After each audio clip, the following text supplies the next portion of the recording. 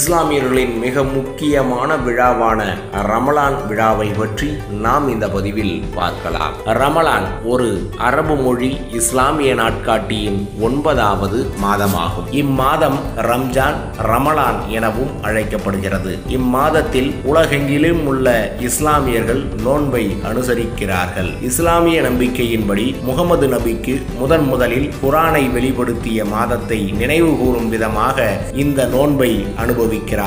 ஆண்டுக்கொரு முறை அனுசரிக்கப்படும் இந்த நோன்பு இஸ்லாத்தின் 5 தூண்களுள் ஒன்றாக கருதப்படுகிறது. இந்த மாதமானது நிலவின் பிறைக்காட்சியின்படியும் ஹதீஸ்களில் தொகுக்கப்பட்டுள்ள பல்வேறு வாழ்க்கை வரலாறுகளின்படியும் 29 முதல் 30 நாட்கள் இருக்கலாம்.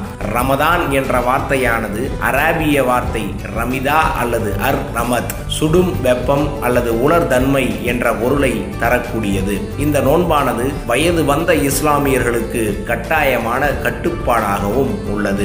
ஈதுல் ஃபித்ர் எனப்படும் ஈகை திருநாளானது சமாதானத்தையும் சகோதரத்துவத்தையும் இவ்வுலகில் பரப்பும் நோக்கில் இஸ்லாமியர்கள் கொண்டாடும் ஒரு உன்னத பெருநாள் விழாவாகும். இஸ்லாம் என்பது வெறும் மார்க்கம் அல்ல, அது ஒரு வாழ்க்கை முறை. அந்த வாழ்க்கை முறையே அவர்களின் உறுதியான நம்பிக்கை. அப்படியான நம்பிக்கை நிறைந்த வாழ்க்கை முறையில் ஈகை திருநாள், ரம்ஜான் பண்டிகை மற்றும் பக்ரீத் பண்டிகை என ஆண்டுதோறும் இஸ்லாம் மார்க்கத்தில் 2 பண்டிகைகள் மட்டுமே பெருநாளாக கொண்டாடப்பட்டு வருகிறது.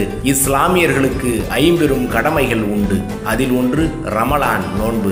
ஆண்டுதோறும் வரும் மற்ற மாதங்களை காட்டிலும் ரமலான் பெருநாள் வரும் மாதமே இஸ்லாத்தில் சிறந்த மாதமாக கருதப்படுகிறது. ரமலான் மாதத்தை பொறுத்தவரை எல்லா இஸ்லாமியர்களுக்குமே அல்லாஹ்வை அதிகம் நெருங்கும் மாதமாகவும், சொர்க்க வாசல்கள் திறக்கப்பட்டு நரக வாசல்கள் மூடப்படும் மாதமாகவும், சாத்தான்கள் விலகி ஓடும் மாதமாகவும், நன்மைகள் அதிகம் கிடைக்கும் மாதமாகவும், அனைத்தும் அருள் நிறைந்த மாதமாக இருப்பதால் ஒரு சிலர் தவிர அனைவருமே நோன்பு இருக்க என்றுமே தவறுவதில்லை. நம் வாழ்வில் அகமும் புறமும் தூய்மையுடைய ஒரு பயிற்சியாகவே இந்த நோன்பு அனுசரிக்கப்படுகிறது. இந்த ரமலான் மாதத்தில் பயிற்சி பெற்றவர்கள் அடுத்து வரும் 11 மாதங்களுக்கு பலன்களை அனுபவிப்பார்கள். அவர்கள் நேர்மை தவறும் பொழுது இந்த ரமலான் மாதத்தில் பட்டினியாக கிடந்ததை தவிர வேறு எந்த நன்மையும் அவர்கள் செய்யவில்லை என்பது பொருளாகிவிடும். அதாவது அதிகாலை முதல் மாலை வரை உண்ணாமல், நீர் அருந்தாமல், பிற தீய பழக்கங்களில் ஈடுபடாமல் இருக்க வேண்டும் என்ற தத்துவத்தை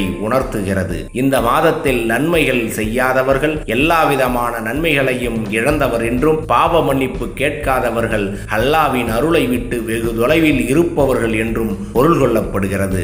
நோயின் பிடியில் சிக்கி தவிப்பவர்கள் மற்றும் முதுமை உள்ளிட்ட பிற காரணங்களால் நோன்பினை அனுசரிக்க முடியாதவர்கள் ஒவ்வொரு நோன்பிற்கு பதிலாக ஒரு ஏழைக்காவது உணவளிக்க வேண்டும் என்று திருக்குரானில் தெரிவிக்கப்பட்டுள்ளது. ரமலான் நோன்பின் நிறைவாக இஸ்லாமிய நாடுகளில் கொண்டாடப்படும் ஈதுல் ஃபித்ர் எனப்படும் ரம்ஜான் பண்டிகை ஆண்டுதோறும் ஷவ்வால் முதல் பிறை தினத்தன்று உலகம் முழுவதும் கொண்டாடப்படுகிறது. புவியியல் அமைப்புக்கு ஏற்ப ஒவ்வொரு நாட்டிலும் முதல் பிறை தோன்றுவதற்கேற்ப அந்நாடுகளில் ரம்ஜான் கொண்டாடப்படும். Saudi Arabia, Qatar, Bahrain, Kuwait உள்ளிட்ட ஐக்கிய அமீரக நாடுகளில் ரம்ஜான் கொண்டாடிய மறுநாள் தான் இந்தியாவில் ரம்ஜான் கொண்டாடப்பட்டு வருகிறது. அதன்படி இந்தியாவில் சிறப்பு தொழுகைகளுடன் ரம்ஜான் பண்டிகை வெகு சிறப்பாக கொண்டாடப்பட்டு வருகிறது.